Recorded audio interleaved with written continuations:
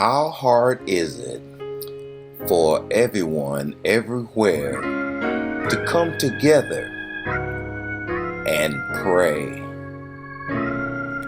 Stop, take a minute, pray, rejoice. Don't forget, lifeisonedayataTime.com comes on every week with Minister Chestnut live and in living color. So be there every week, because Jesus is our rock.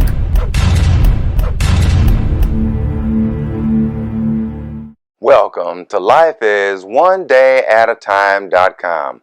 I'm Minister Chestnut, and thank you for joining me again on another day of life and another day of love to live in His riches and glory. Hey, but first, I'd like to wish you grace, mercy, and peace for 2022. Hey, that's what we do. I pray for you, and you pray for me. And hey, we'll get through this year together, prospering in mind, body, and soul, domestically, socially, and financially. Hey, it's nonstop action for you and definitely for me. We continue in Mark's gospel.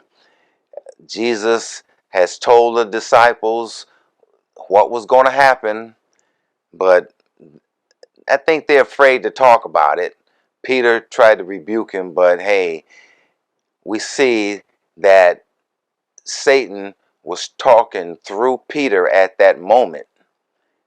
Hey, Jesus put it to their attention. Hey, wake up. You have eyes to see and ears to hear. Pay attention. We continue in Mark's Gospel, chapter 9.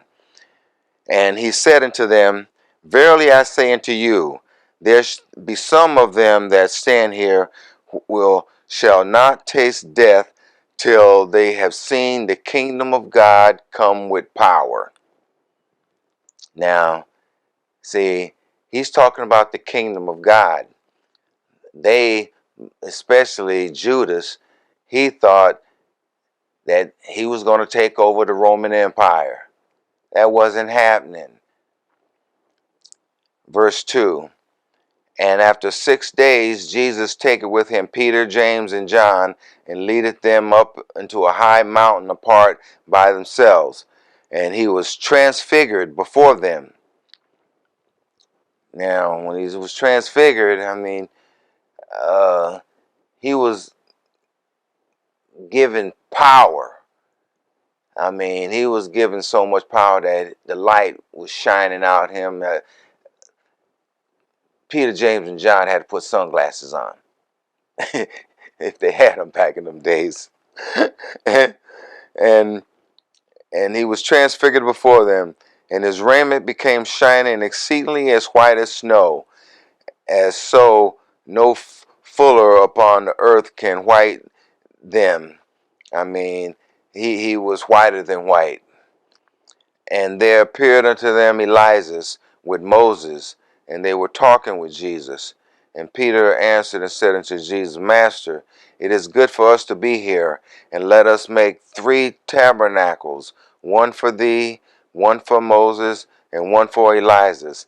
For he wist that not what to say, for they were so afraid. They couldn't say anything else.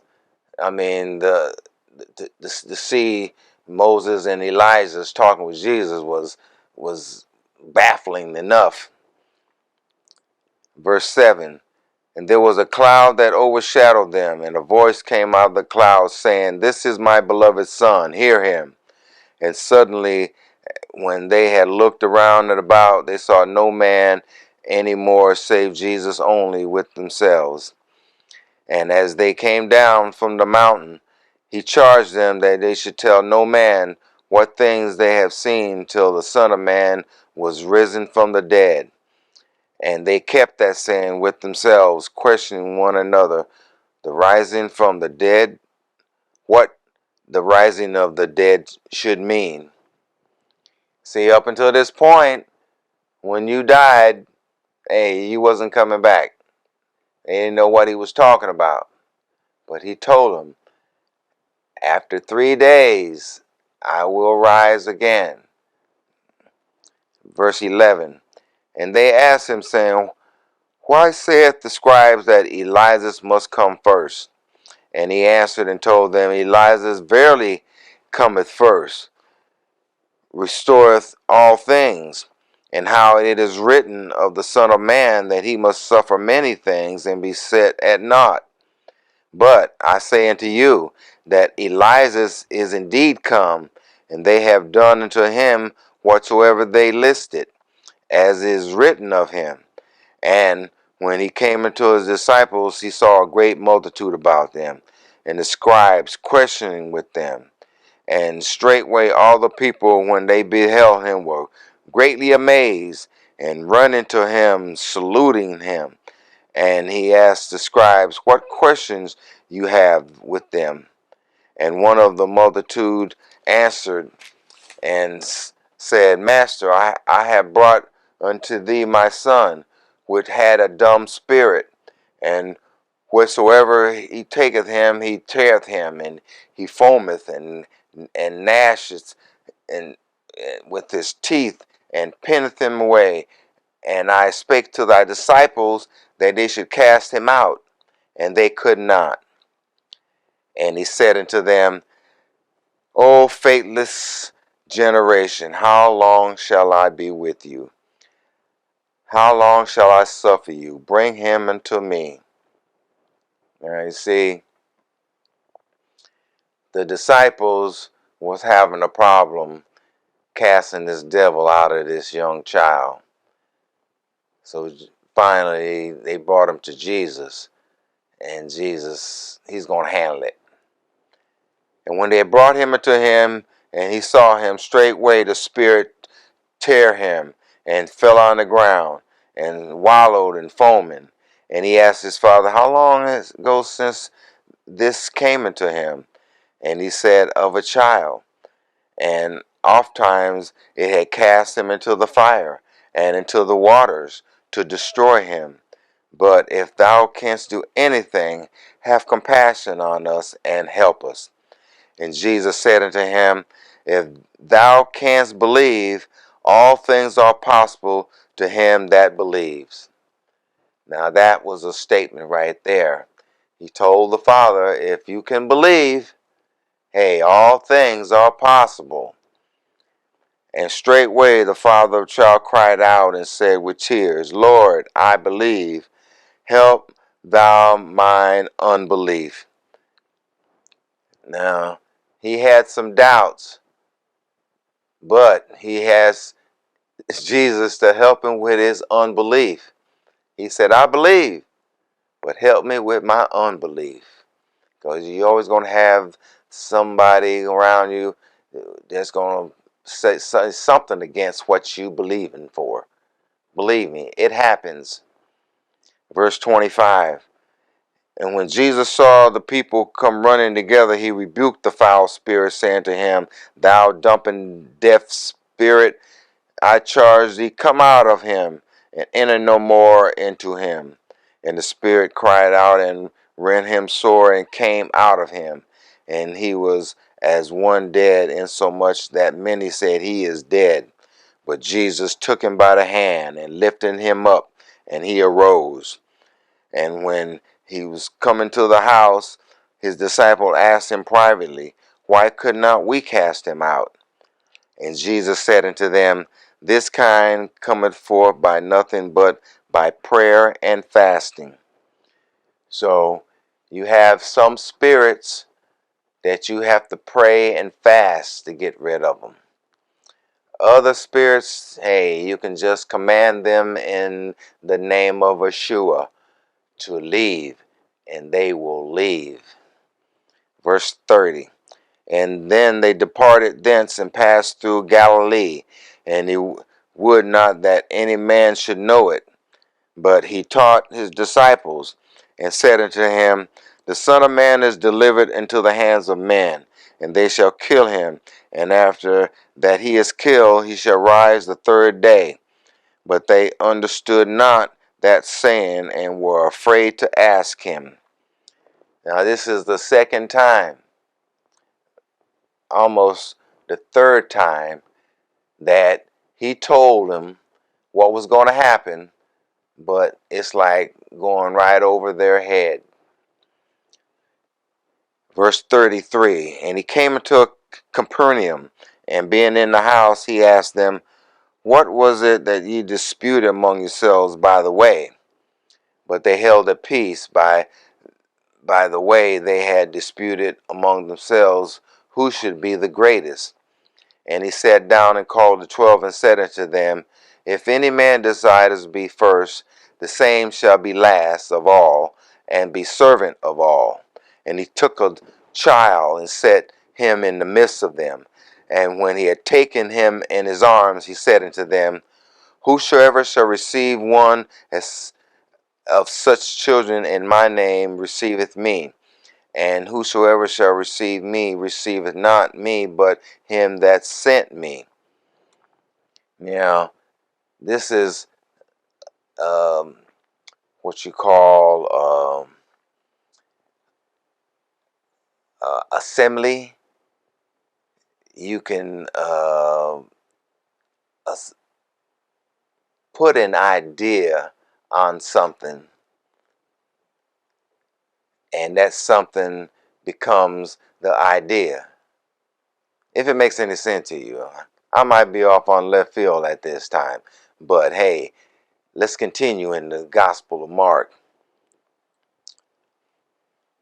And John answered him, saying, Master, we saw one casting out devils in thy name, and he followed not us. And we forbade him, because he followed not us. But Jesus said, forbid him not, for there is no man which shall do a miracle in my name that can lightly speak evil of me. For he that is not against us is on our part, is on our side. For whosoever shall give you a cup of water to drink in my name, because you belong to Christ, verily I say unto you, he shall not lose his reward. And whosoever shall offend one of these little ones that believe in me, it is better for him that a millstone be hanged about his neck, and he be cast into the sea. Now, these are what you call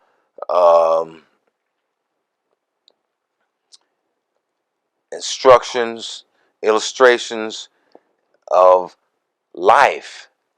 He's trying to break it down. And if thy hand offend thee, cut it off. For it's better for thee to enter into a life maimed than to have two hands and go into hell, into the fire that never shall be quenched, and where their worm dieth not, and the fire is not quenched. Now he's talking about Hades here. And if thy foot offend thee, cut it off, for it is better for thee to enter maim into life than to have 2 feet and to be cast into hell, into the fire that shall never be quenched, where the worm dieth not, and the fire quencheth not. And if thy eye offend thee, pluck it out, for it is better for thee to enter into the kingdom of God with one eye than to have 2 eyes and be cast into hell, where the worm dieth not and the fire is not quenched. Now, that's 3 times he done told them that. I mean, they should have eyes to see and ears to hear. For everyone shall be salted with fire, and every sacrifice shall be salted with salt. For salt is good. But if the salt have lost its saltiness, wherein will thee season it? Have salt in yourselves, and have peace one with another. In other words, you love one another. Have peace with one another. Have a little patience with one another. That way you can have an everlasting peace. And as we continue, we're going to put a pin in it right there. But we'll be back next week on another episode of Life is One Day at a Time.com, where we explore another day in the life of Jesus as he lived it one day at a time. And I'm Minister Chestnut, and I'll see you next week.